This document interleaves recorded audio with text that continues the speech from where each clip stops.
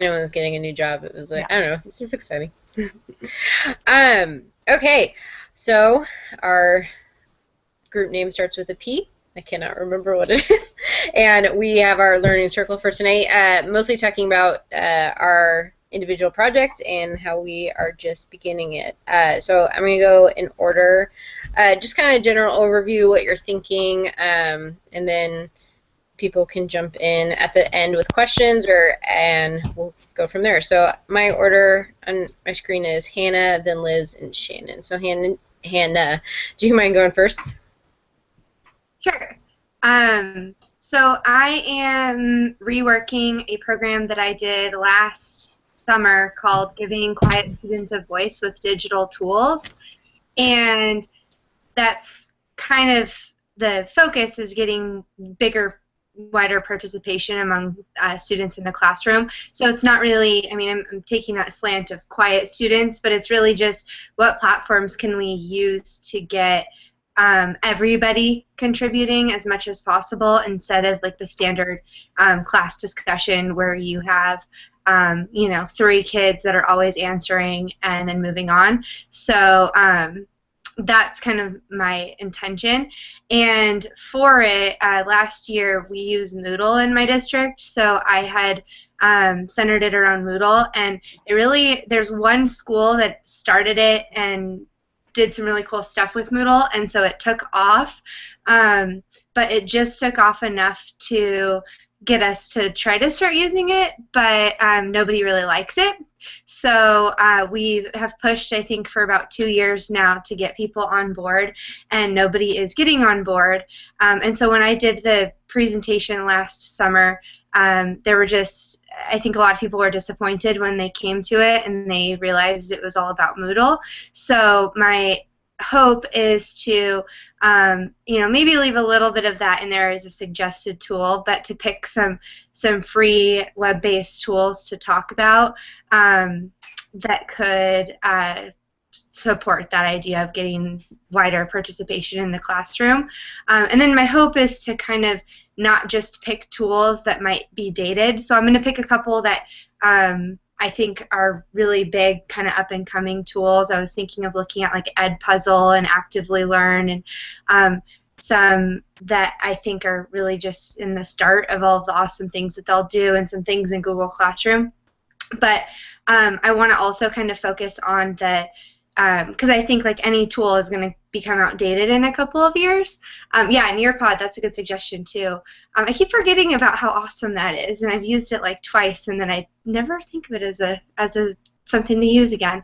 But so I want to focus on the tools, but I also want to focus on the idea of like how digital platforms can kind of redefine that space so that we get bigger participation numbers. And so that's the intention behind it. So to take out that Moodle aspect and then to kind of broaden it to like the philosophy behind larger participation instead of just like here are these sites to use.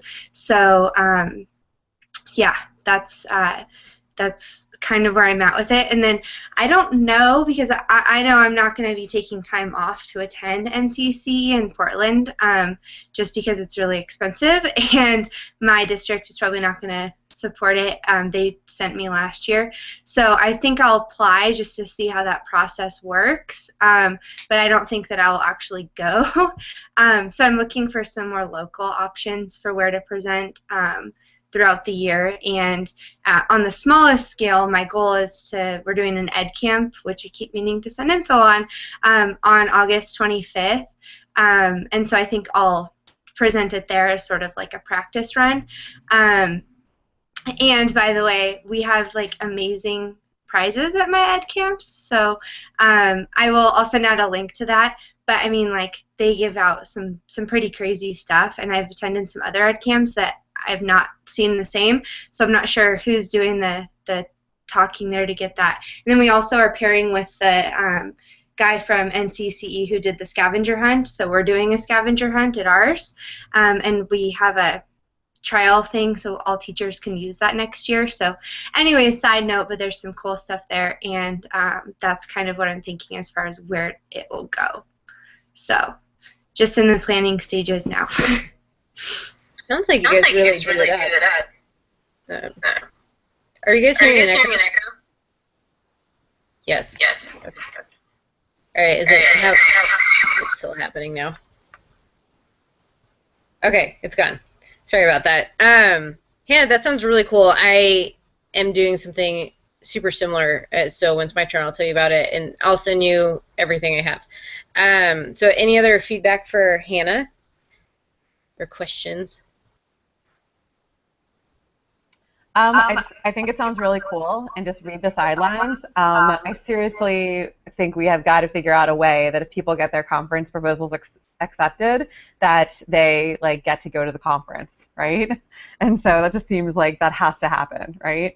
And then I also wanted to tell you too, this WMLA, I'm going to send an email out. This guy, Craig Seychelles, I tweeted I don't know how, like he happened upon me, but I tweeted my blog post and then he got to my about section and then he contacted me about getting in touch with you guys about the WMLA conference, and there's some unconference opportunities there, and he said that we can totally bring our conference things, our ideas to that conference, and it's in October, and it's local, so that's cool. So I'll send more info.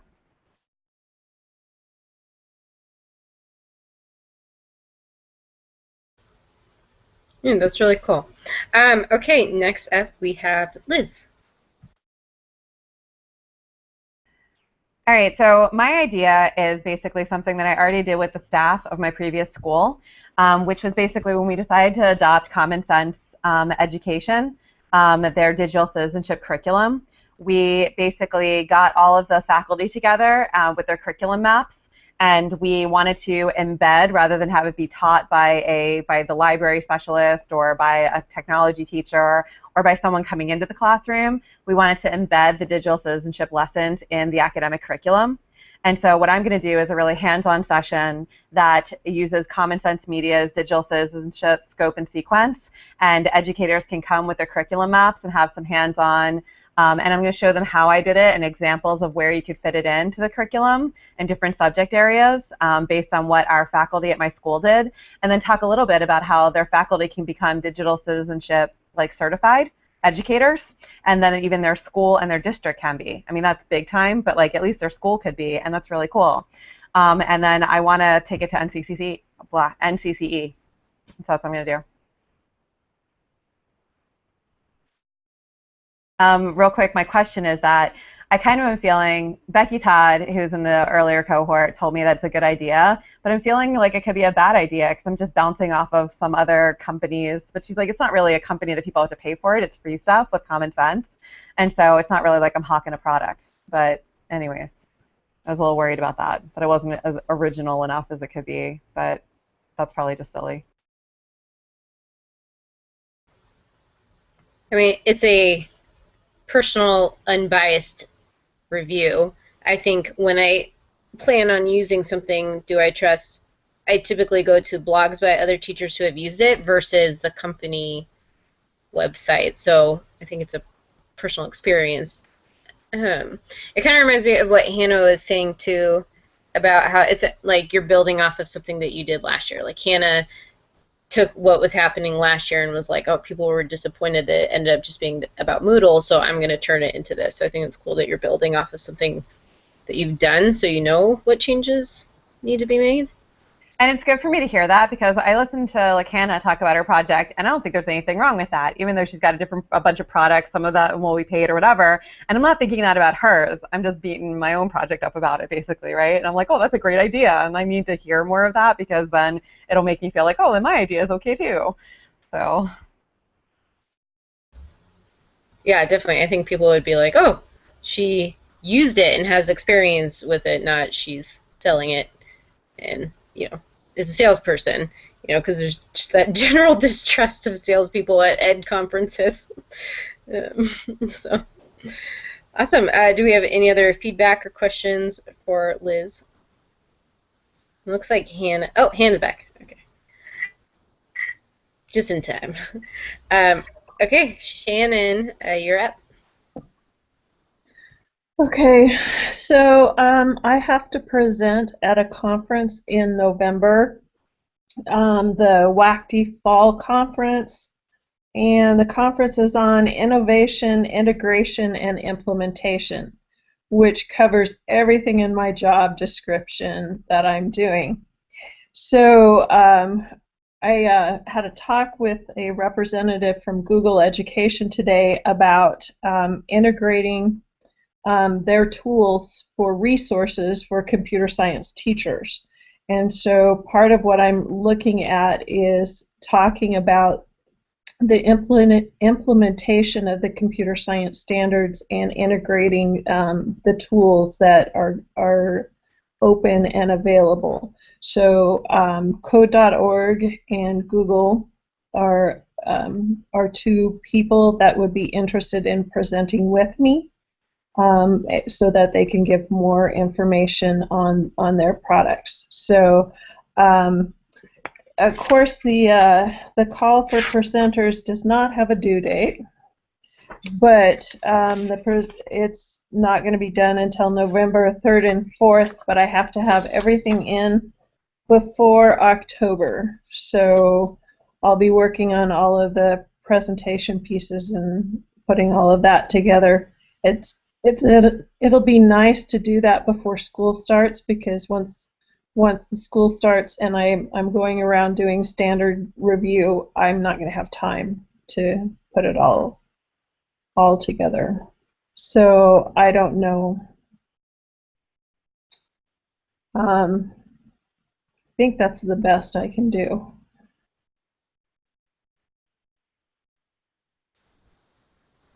So this project is extremely applicable to your job. Yeah, very much so. Have Yeah. you ever worked with like a speaker coming out from Google, or was it code.org? Code.org. Have you ever like worked with a speaker coming out like that before? So I've been working with code.org with her name is Namisha, and it's actually really pretty good. I mean, we were able to work off each other really well when we were doing a standards. So all of these people are on the leadership team, and they have to make a proposal to the superintendent to adopt the standards. And so we had to work through the leadership group together, and I mean that's about as close as it's been, and she's just fabulous. So most of these people I've been able to work off of really easily. So so far so good. So I have a question for you.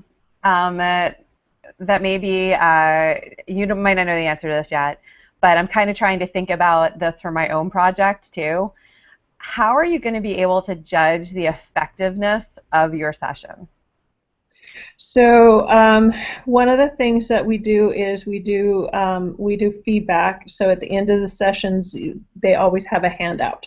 So there's a handout that you have to.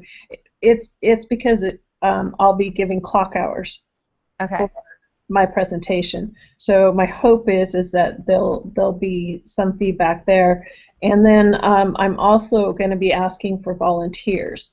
So volunteers for the I need to do a bias and sensitivity report. So I need 60 to 70 people who can take a look at the standards against bias, and that's not just gender, ethnicity, social, economic. So we have to do that. So I'm hoping to get people to volunteer to be part of that as well. So That's cool. Is there going to be another incentive for that besides clock hours, or just more clock hours, or? uh, well, your name goes on a report to the legislature Okay. for approval. But if you're a teacher, which you probably are still considered a teacher, I can pay for travel. Okay. And if you're not a teacher, I can't pay for. So like when David comes, I can't pay for his travel. Right. Okay, interesting. That's cool. One of the things I'm actually interested in, I mean, you're obviously probably it's through all through the district, but that I almost want to try to figure out, and I don't know if you need to be part of a private organization or what the thing is just being able to offer clock hours to teachers. Like, can an individual person who's offering professional development, things to teachers or whatever, like how can you actually like offer clock hours and how do you do that? So there is a process for that. I've seen the district go through it, Okay.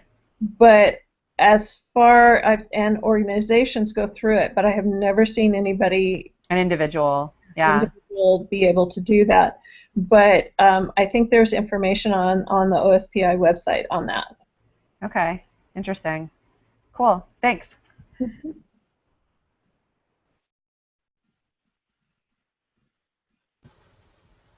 Sorry, I was typing and then I realized I could say that.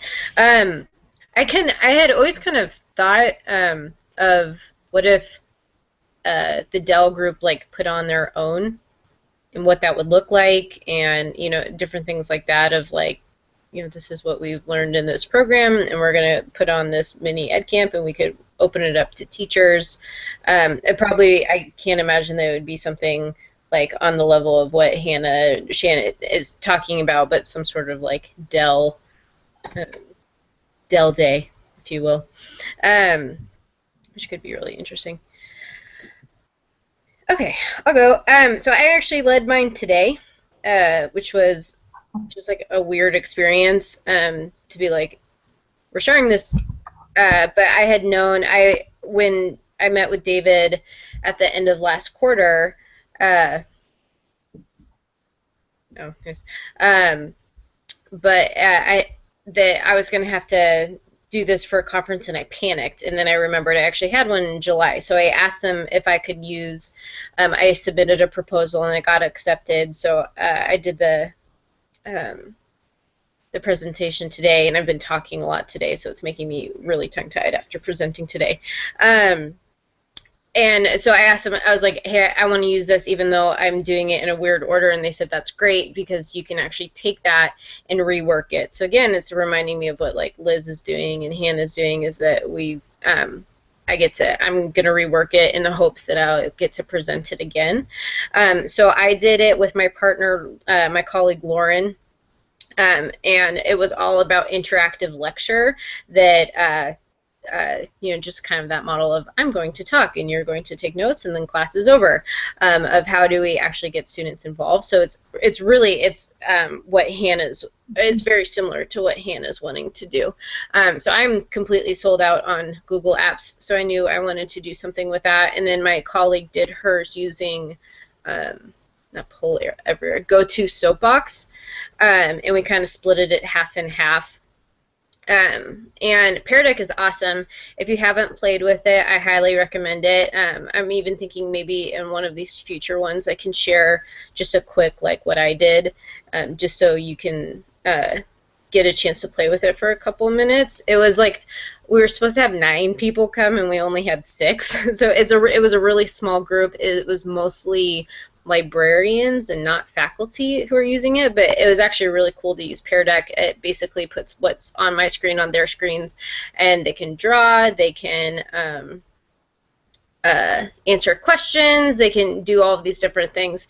And one of the features I didn't realize is that at the end of it, you end your session and you can name it, and then it actually creates a Google Doc of all of the content that was in the slides, as well as your answers. It doesn't give you anyone else's answers, your answers, and it pushes that Google Doc to your drive. So you always have the notes or you always have the content for later on, and people seem to really like it. I definitely already am like, and here are the 17,000 things I need to change. But it was good. I'm kind of excited it's over. It was a little bit daunting, so I'm glad it's done. Oh, and it was with the Northwest 5. There's like a group of 5 liberal arts colleges who are in a consortium together, and there was a Mellon grant to do this one day in July, and it was nice because there was a decent amount of buy-in. It's for a day in July to get people to come back to campus and learn stuff. Yeah, I was nervous about facilitating with adults, I feel like I lost my teacher power a little bit since I haven't taught in a little while. So it was like weird to like get that back. I don't know. Anyway, so that's what I'm doing, or did.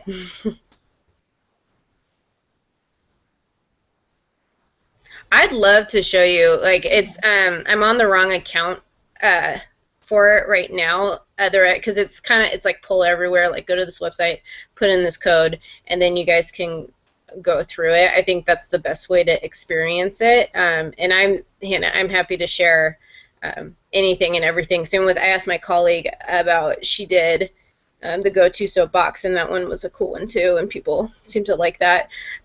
What's nice about it is you can also, now I feel like, Liz, I'm doing a spiel for try this product.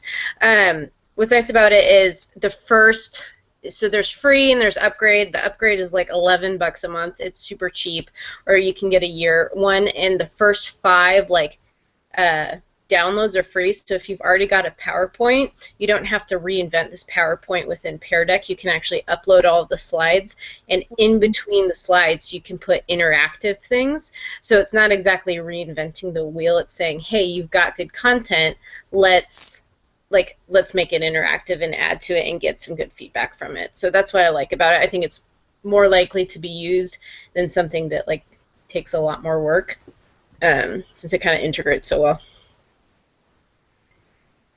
Yeah, it's a lot like Nearpod, except Nearpod you can buy other people's presentations, which I was like, because I definitely will use them. I have definitely bought and used them, and they're great. So that's that. And anyone have any questions or comments? So I was just thinking, if you were like, if someone were going to just use like a single thing, or even one of these things, right? You could actually like whatever you were going to use to share information, you could put like in. I just had this was kind of like a brain fart basically, like totally like put your presentation in some of the tools that you're telling people about. Like you could put your presentation in Pear Deck and actually have them using Pear Deck, but I don't know if you're going to do like a bunch of them, if you're going to show people how to use a bunch of different tools, like what to do about that then. Like you could, I guess, have like, oh, you 4 people are going to look at it here, or I don't even know, and then talk about their experiences or something like that. Just trying to think of a way of making it interactive in that way where they actually get to have the student lens, like this, or the, get to experience it from a student perspective, so then they can decide what they want to do, and then even have the opportunity to go and maybe have access to it after the session to try out all the other ones, and experience like session content that way. That might be interesting, and that might just look cool in the proposal too. So I don't know, but that's just an idea.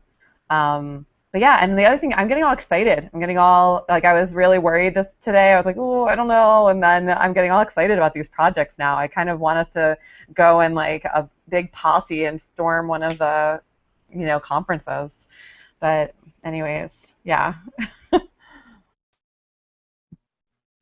Yeah, I was thinking the same thing, Liz, like how do we, because I mean, when I have led workshops in the past, I want to like show them the tool and then let them try it and then let them explore on their own later. And so I was kind of wondering what you guys were planning as far as how you're going to set yours up. So I think that's a great idea to like use one of them.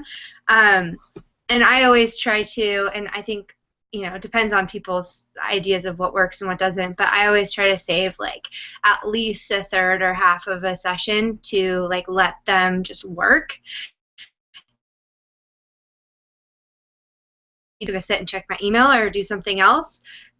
But I noticed that from what I see walking around, it seems like most people are pretty excited and they actually want to spend that time exploring the tools. So, but yeah, I'm kind of trying to decide the same. How do we demonstrate these things without just lecturing to them? So I think Pear Deck seems like it would be a great thing to as like the original platform for it. But yeah, I was kind of wondering what you guys were doing as far as like, are you intending on kind of lecturing more, giving some time to let people work, keeping it kind of interactive. So I show, you look, I show, you look, kind of what you're thinking there.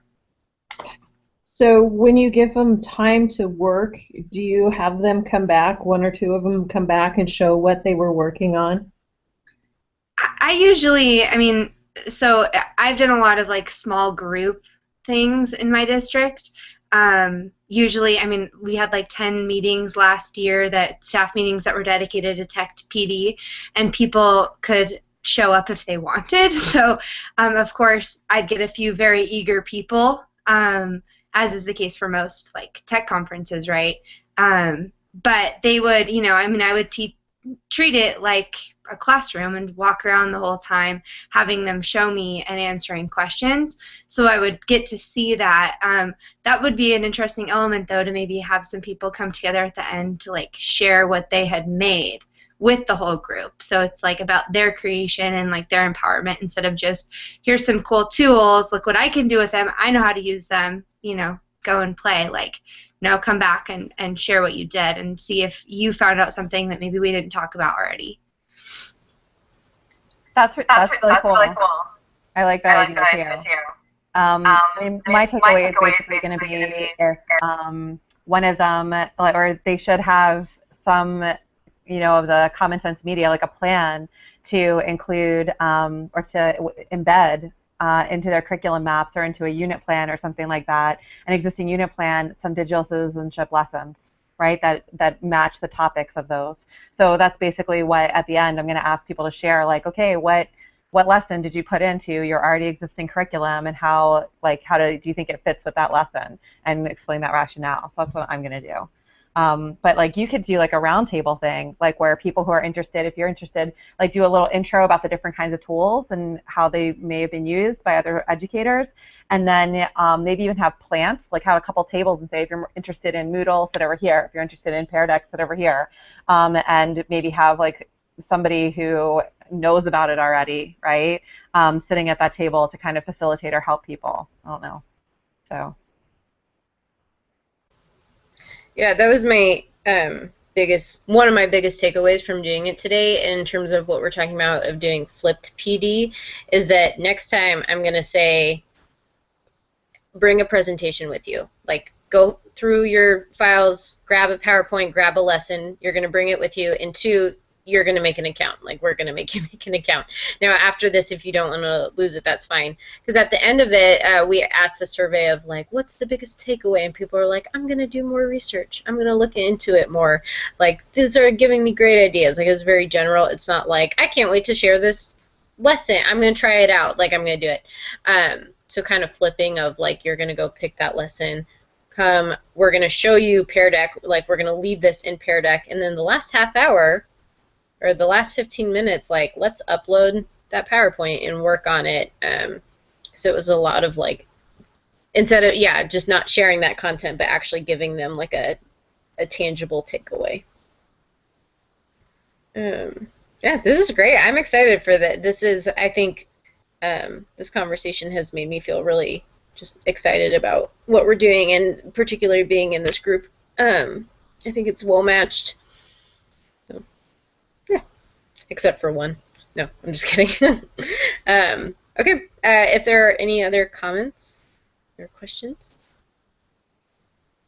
Shannon's, we're shaking our heads no. So I'm going to stop the broadcast, and I will see you guys next week.